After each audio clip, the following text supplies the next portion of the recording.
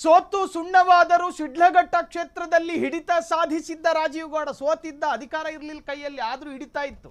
ಪತ್ನಿ ಸಹನಾ ಗೌಡರನ್ನ ಬ್ಲಾಕ್ ಕಾಂಗ್ರೆಸ್ ಅಧ್ಯಕ್ಷರನ್ನಾಗಿ ಮಾಡಿ ಕಾಂಗ್ರೆಸ್ನಲ್ಲಿ ಹಿಡಿತ ಇಟ್ಕೊಂಡಿದ್ದ.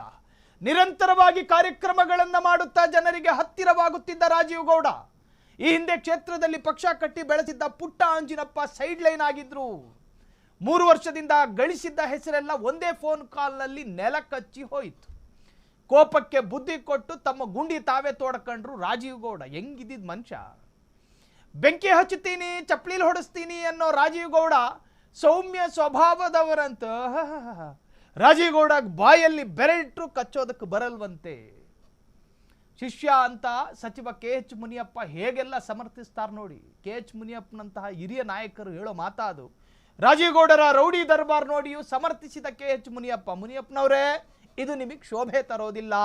ಮುನಿಯಪ್ಪನವರೇ, ಇದೇನು ಸ್ವಾಮಿ ನಿಮ್ಮ ಶಿಷ್ಯನ ದಾದಾಗಿರಿ? ಚೂರು ಬುದ್ಧಿ ಹೇಳೋದು ಬಿಟ್ಟು ಅಯ್ಯೋ ಪಾಪ ಅಂತಿರಲ್ಲ ಸಚಿವರೇ, ಬುದ್ಧಿ ಇಲ್ವೇನು ನಿಮಗೆ? ಸೋತು ಸುಣ್ಣವಾದರು ನೋಡಿ. ರಾಜೀವ್ ಗೌಡರ ಕಥೆ, ಒಬ್ಬ ಕಾಂಗ್ರೆಸ್ಸಿನ ನಾಯಕನಾಗಿರಲಿ, ಬಿಜೆಪಿಯ ನಾಯಕನಾಗಿರಲಿ, ತನ್ನ ಕಾಂಟೆಂಟ್ಸ್ ಅಲ್ಲಿ ತನ್ನ ಸಾಮ್ರಾಜ್ಯದಲ್ಲೂ ಒಂದು ಹಿಡಿತ ಬೇಕು ಅಂದ್ರೆ ಆತನ ಕೈಯಲ್ಲಿ ಅಧಿಕಾರ ಬೇಕು. ಆತ ಗ್ರಾಮ ಪಂಚಾಯಿತಿ ಅಧ್ಯಕ್ಷನಾಗಿ ಅಥವಾ ಏನೋ ಒಂದು ಸಣ್ಣ ಹಿಡಿತ ಅಧಿಕಾರ ಬೇಕು ಆತನ ಕೈಯಲ್ಲಿ. ರಾಜೀವ್ ಗೌಡ ಕಳೆದ ಅಸೆಂಬ್ಲಿ ಎಲೆಕ್ಷನ್ ಅಲ್ಲಿ ಸೋತು ಸುಣ್ಣ ಆಗಿದ್ದ. ಆದರೂ ಕೂಡ ತನ್ನ ಹೆಂಡತಿ ಬ್ಲಾಕ್ ಕಾಂಗ್ರೆಸ್ನಲ್ಲಿ ಸ್ಥಳೀಯ ನಾಯಕತ್ವವನ್ನು ವಹಿಸ್ಕೊಂಡಿದ್ರು. ರಾಜೀವ್ ಗೌಡ ತನ್ನ ಆ ಊರಿನಲ್ಲಿ ಒಂದು ಹಿಡಿತ ಇತ್ತು, ಅವರಿಗೆ ಒಂದು ವೈಯಕ್ತಿಕ ವರ್ಚಸ್ಸನ್ನು ಬಿಲ್ಡ್ ಮಾಡ್ಕೊಂಡಿದ್ರು. ಪುಣ್ಯಾತ್ಮನ ಕೊಳಕು ಸಂಭಾಷಣೆಗೆ ಎಲ್ಲ ಕಳ್ಕಂಡ. ವಿಶ್ವಾಸ ಗಳಿಸೋದಿದೆಯಲ್ಲ ಅತ್ಯಂತ ಶ್ರಮದ ಕೆಲಸ. ಅದು ಗಳಿಸಿದ ನಂತರ ಅದನ್ನ ಹಾಳು ಮಾಡಕೊಳ್ಳೋದಕ್ಕೊಂದು ಸೆಕೆಂಡು ಬೇಡ. ಅದು ಯಾವ ದುರ್ಮುಹೂರ್ತದಲ್ಲಿ ಈ ಅಪ್ಪ ಪಾಪ ಎಮ್ಮನಿಗೆ ಫೋನ್ ಮಾಡ್ಬಿಟ್ಟು ಬೈತೋ ಏನೋ, ಅವು ಆಡಿಯೋ ಸಖತ್ ವೈರಲ್ ಆಗಿದೆ.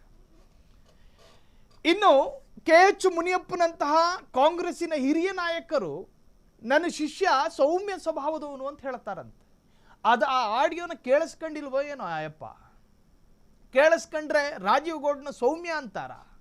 ಉಟ್ಟು ಬಟ್ಟೆಲ್ಲ ಹಾಕ್ಕೊಂಡಿರೋದನ್ನ ಕೈ ತಗೊಂಡು ಹೊಡಿತಾರೆ, ಅಷ್ಟು ಕೊಳಕು ಭಾಷೆ.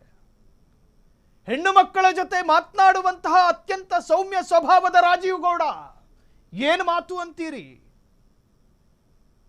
ಚಪ್ಪಲಿಕ್ಕಿ ತೋಡಿತೀನಿ ಅಂತಾರೆ. ಆ ಹೆಣ್ಣು ಮಗಳನ್ನ ಅತ್ಯಂತ ಅಸ್ಪಷ್ಟವಾದಂತಹ, ನಿಜಕ್ಕೂ ಕೂಡ ಹೇಳೋದಕ್ಕೆ ಸಾಧ್ಯ ಇಲ್ಲ. ಅದು ಅಸ್ಪಷ್ಟ ಅಂದ್ರೆ ಸ್ಪಷ್ಟವಾಗಿ ಬೈತಾನೆ ಅಂತ. ರೆಬೆಲ್ ಅಭ್ಯರ್ಥಿಯಾಗಿ ಕಣಕ್ಕಿಳಿದು 50,000ಕ್ಕೂ ಹೆಚ್ಚು ಮತ ಪಡೆದಿದ್ದ ಪುಟ್ಟು ಆಂಜಿನಪ್ಪ ಅಲ್ಲೊಬ್ಬರು ಬೇರೆ ನಾಯಕರು ಇದ್ರು ಕೂಡ, ಅವ್ರನ್ನೂ ಸೈಡ್ ಲೈನ್ ಮಾಡಿ ರಾಜೀವ್ ಗೌಡ ವರ್ಚಸ್ಸನ್ನ ಬಿಲ್ಡ್ ಮಾಡ್ಕೊಂಡಿದ್ರು.